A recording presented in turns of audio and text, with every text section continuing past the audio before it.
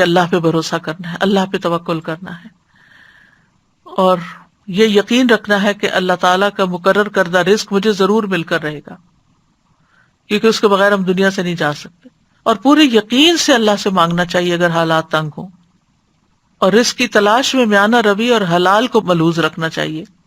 رزق کے بارے میں جو سوال پوچھے جائیں گے ان کی بھی تیاری کرنی چاہیے۔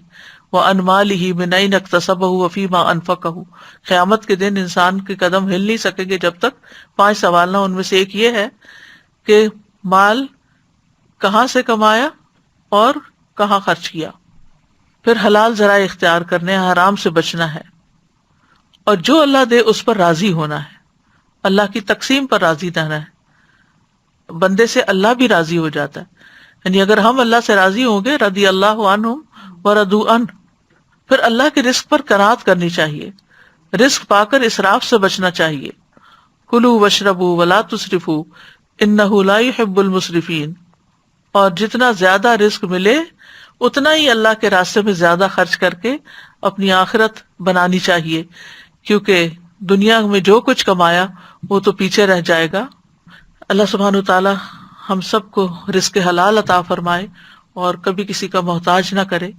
وآخر دعوانا ان الحمد للہ رب العالمین۔ سبحانک اللہم وبحمدک، اشہد ان لا الہ الا انت، استغفرک واتوب الیک۔ السلام علیکم ورحمۃ اللہ وبرکاتہ۔